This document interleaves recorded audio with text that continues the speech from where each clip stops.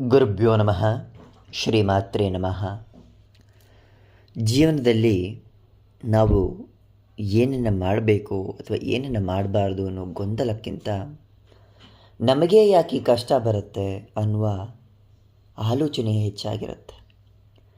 ಯಾವುದೇ ಒಂದು ಸಮಸ್ಯೆ ಬಂದರೂ ನಾನು ಭಗವಂತನನ್ನು ಅಷ್ಟು ಪೂಜೆ ಮಾಡ್ತೀನಿ, ಆ ತಾಯಿನಷ್ಟು ಆರಾಧಿಸ್ತೀನಿ, ಯಾಕೆ ನನಗೆ ಈ ಕಷ್ಟ, ಯಾರಿಗೂ ಇರೋಂತಹ ಕಷ್ಟ ಎಲ್ಲವೂ ನನಗೆ ಯಾಕೆ ಬರುತ್ತೆ, ಸಹಿಸಲಾಗದ ಈ ಕಷ್ಟಗಳನ್ನು ಯಾಕೆ ನನಗೆ ಕೊಡ್ತಿದ್ದೀಯಾ, ನಾನು ನಿನ್ನನ್ನೇ ನಂಬಿದ್ದೀನಿ, ನಿನ್ನನ್ನೇ ಉಪಾಸನೆ ಮಾಡ್ತಾ ಇದ್ದೀನಿ, ನನ್ನ ಭಕ್ತಿಯಲ್ಲಿ ನಾನು ಲೋಪವಿದೆಯಾ? ಈ ಪ್ರಶ್ನೆ ಸಾಧಾರಣವಾಗಿ ಎಲ್ರಿಗೂ ಬರುತ್ತೆ. ಆ ಯಾಕೆ ಅನ್ನುವಂಥದ್ದನ್ನು ನಾವು ಯೋಚನೆ ಮಾಡಿದಾಗ, ಒಂದು, ಯಾವಾಗ ನಾವು ಜಗನ್ಮಾತೆಗೆ ಶರಣಾಗಿರ್ತೀವಿ, ಆ ತಾಯಿ ನಮ್ಮ ಜನ್ಮ ಜನ್ಮಗಳ ಪಾಪದ ಫಲವನ್ನು ಕಳೆಯೋದಕ್ಕೆ ಕ್ಷಣ ಮಾತ್ರದಲ್ಲಿ ಆ ಫಲವನ್ನು ಕೊಟ್ಬಿಡ್ತಾಳೆ. ಎಷ್ಟೋ ಕಷ್ಟಗಳನ್ನು ಅನುಭವಿಸಿ ಆನಂತರ ಪಡೆಯುವ ಸುಖವನ್ನು ನೀನು ಆ ಕ್ಷಣಕ್ಕೆ, ಆ ಸಮಯಕ್ಕೆ ಕಳೆದುಬಿಟ್ರೆ ಮುಂದಿನ ದಿನಗಳು ಬಹಳ ಚೆನ್ನಾಗಿರುತ್ತೆ.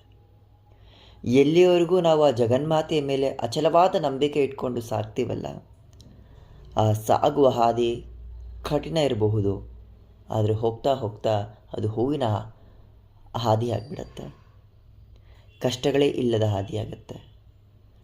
ಎಲ್ಲಿಯವರೆಗೂ ಆ ಕಷ್ಟದ ಹಾದಿಯನ್ನು ಸಾಗಿ ಮುಂದೆ ಸಾಗೋದಿಲ್ವ, ಇನ್ನೊಂದು ಹೆಜ್ಜೆ ಮುಂದೆ ಇಟ್ಟರೆ ಆ ಹೂವಿನ ಹಾದಿ ಸಿಗಬಹುದು, ನಾವು ಅಲ್ಲಿಗೆ ನಿಲ್ಲಿಸ್ಬಿಡ್ತೀವಿ. ಇದನ್ನು ಆರಂಭಿಸಿಯೇ ನಾನು ಕಷ್ಟಗಳನ್ನು ಅನುಭವಿಸಿದೆ ಅಂತ. ನಂಬಿಕೆಗೆ ಸಂಪೂರ್ಣ ಶರಣಾಗತಿ ಇದ್ದಾಗ ಮಾತ್ರ ಆ ನಂಬಿಕೆಗೆ ಬೆಲೆ ಇರುತ್ತೆ.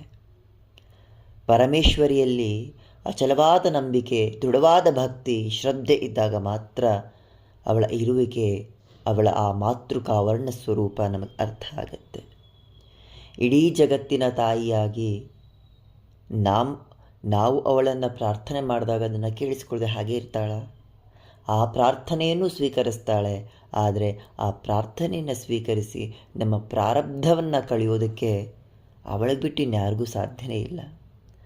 ದೊಡ್ಡ ದೊಡ್ಡ ಕಷ್ಟಗಳನ್ನು ಅನುಭವಿಸ್ತಾ ಇದ್ದೀವಿ ಅಂತ ನಾವು ಭಾವಿಸ್ತೀವಿ, ಆದರೆ ನಾವು ಅದಕ್ಕಿಂತಲೂ ಹೆಚ್ಚಿನ ಕಷ್ಟವನ್ನು ಅನುಭವಿಸಬೇಕಾಗಿರುತ್ತೆ.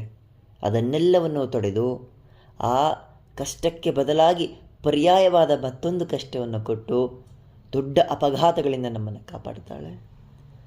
ನಾವು ಅವಳನ್ನೇ ಬೈಕೊಳ್ತೇವೆ, ನಾನು ಇಷ್ಟು ಪೂಜೆ ಮಾಡ್ತೀನಿ, ಇಷ್ಟು ವ್ರತ ಮಾಡ್ತೀನಿ, ಇಷ್ಟು ಸ್ತೋತ್ರ ಪಾರಾಯಣ ಮಾಡ್ತೀನಿ, ನನಗೆ ಯಾಕೆ ಈ ಕಷ್ಟ ಕೊಡ್ತೀಯ ನೀನು, ನಾನು ನಿನ್ನನ್ನೇ ನಂಬಿದ್ದೀನಲ್ಲ ಅಂತ.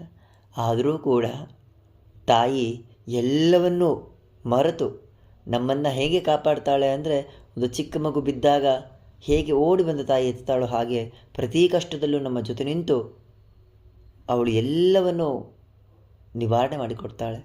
ಕೊನೆಗೊಂದು ದಿನ ಆ ಸುಖದ ಸುಪ್ಪತ್ತಿಗೆಯಲ್ಲಿ ನೀವು ಮರೆಯುವಾಗ ಆ ಕಷ್ಟಗಳಾವುದು ನೆನಪಿಗೆ ಬರದ ಹಾಗೆ ತರೀತಾಳೆ. ಅದೇ ಶ್ರೀಮಾತೆಯ ಮಾತೃಕಾವರ್ಣದ ಸ್ವರೂಪ. ಹಸಿವಾಗ್ತಿದೆ ಎಂದಾಗ ಅನ್ನವನ್ನು ಆ ತಾಯಿ ಹೇಗೋ ಒಂದು ರೂಪದಲ್ಲಿ ನೀಡಿಬಿಡ್ತಾಳೆ. ಕೇವಲ ಅನ್ನ ಅಂತಲ್ಲ, ನಮ್ಮ ಅವಶ್ಯಕತೆ, ನಮಗೆ ಯಾವ ಸಮಯದಲ್ಲಿ ಏನು ಬೇಕು ಅನ್ನೋದನ್ನು ಆ ಜಗನ್ಮಾತೆ ನೀಡ್ತಾ ಹೋಗ್ತಾಳೆ. ಅದಕ್ಕೇ ಅವಳನ್ನು ಪರಾಶಕ್ತಿಯಾಗಿ ಲಲಿತಾ ಸಹಸ್ರನಾಮದ ಆರಂಭದಲ್ಲಿ ಶ್ರೀಮಾತಾ ಅಂತ ಹೇಳ್ತೀವಿ. ಶ್ರೀಮಾತಾ ಅನ್ನುವ ಪದದ ಅರ್ಥವೇ ಇಡೀ ಬ್ರಹ್ಮಾಂಡದ ಅಖಿಲ ಚರಾಚರ ವಸ್ತುಗಳಿಗೂ ಅವಳು ಮಾತೃಸ್ವರೂಪಗಳು, ಅವಳಿಂದಲೇ ಎಲ್ಲವೂ ಅನ್ನೋದು. ಆ ಮಾತೃಕಾವರ್ಣ ಸ್ವರೂಪವಿದೆಯಲ್ಲ, ಆ ಜಗನ್ಮಾತೆಯ ಆ ಮಾತೃಕಾವರ್ಣ ಸ್ವರೂಪ ಅದನ್ನು ಅನುಭವಿಸಿದಾಗ ಮಾತ್ರ ಅರ್ಥ ಆಗುತ್ತೆ, ಇಲ್ಲ ಅಂದರೆ ಅದು ಅನುಭವಕ್ಕೆ ಬರೋದಿಲ್ಲ. ಶ್ರೀಮಾತ್ರೇ ನಮಃ.